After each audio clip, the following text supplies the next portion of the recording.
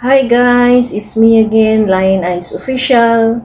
Nagbablog para sa inyo ng pawang katotohanan lamang at walang halong kasinungalingan. Ito ay vlog na totoo ang nilalaman.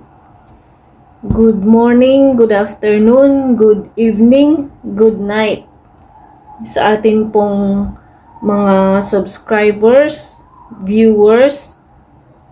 Salamat po sa walang sawang pagsuporta sa ating munting channel. Sana po ay lagi kayong nasa mabuting kalagayan at ligtas sa anumang uri ng kapahamakan. Ang ating pong topic ngayon ay tungkol sa mga nangyayari dyan po sa Pilipinas. Particularly po sa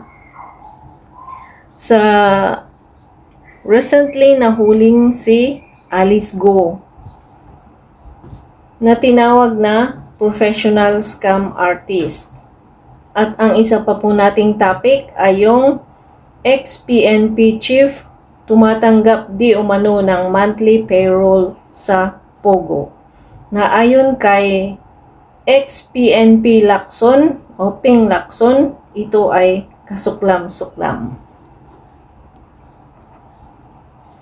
Alice Guo, tinawag na professional scam artist, matapos na isiwalat ng NBI na hindi tugma ang kanyang pirma sa lagda sa counter affidavit.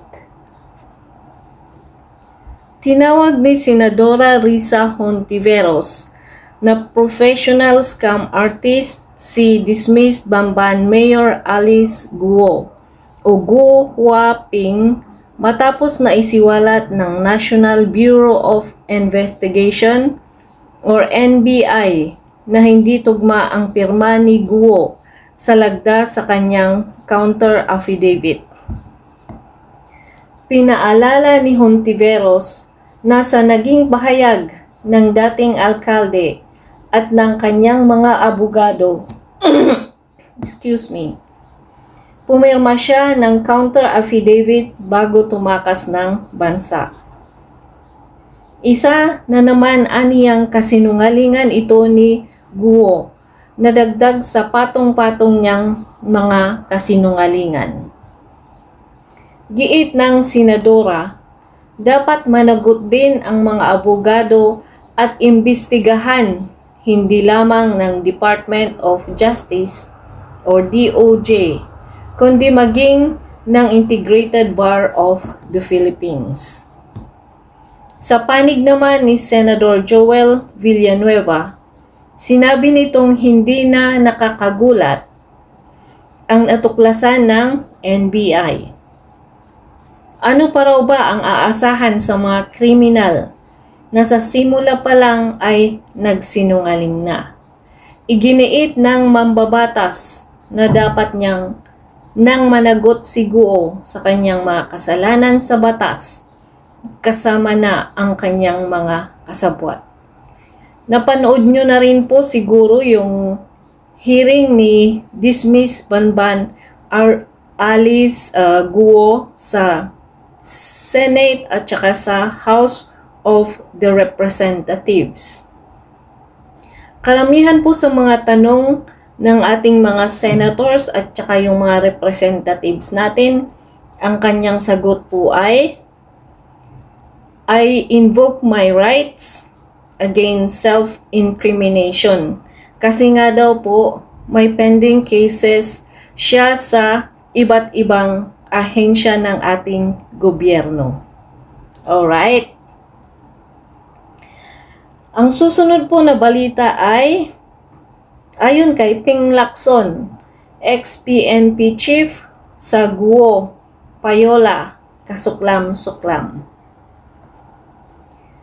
Kung si dating PNP chief at Senator Panfilo Ping Lacson ang tatanungin, ay hindi lang nakakaalarma kundi kasuklam-suklam din umano kung totoo ang nabulgar sa pagdinig sa Senado na may isang dating Philippine National Police o PNP Chief ang tumatanggap ng monthly payola mula sa Philippine Offshore Gaming Operator or POGO ni dating Bamban Tarlac Mayor Alice Guo o Guo Huaping.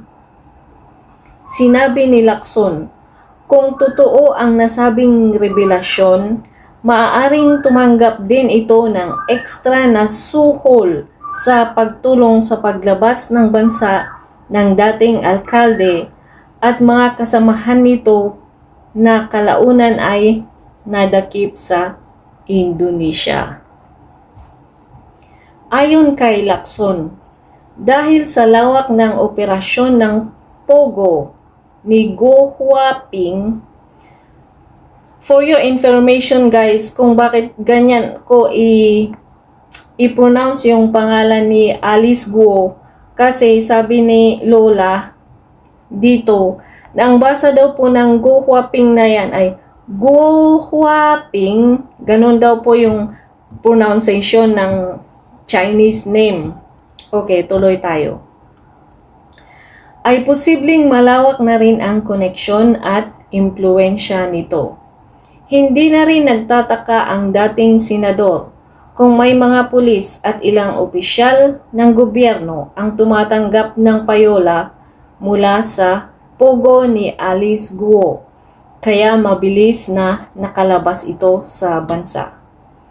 Kaugnay nito, nanawagan si Lacson sa intelligence at investigation agencies na hindi dapat napalampasin o palusutin sa investigasyon ang mga sangkot sa suhol o payola sa POGO. Dapat daw silang kasuhan at mapanagot sa batas dahil malaking krimen at kasalanan ang kanilang ginawa. Ika-credit po natin ang balitang ito sa Bombo Radyo at sa Abante. Kung kayo po ay hindi nakapag-subscribe sa ating munting channel, baka naman, pakipindot na lang po ng ating subscriber button. Paki-watch po ang ating video kahit 3 minutes lang po bago mag-subscribe.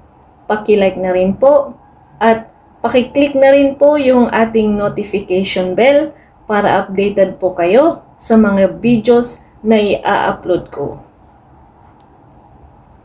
Thank you so much for watching. Keep safe always.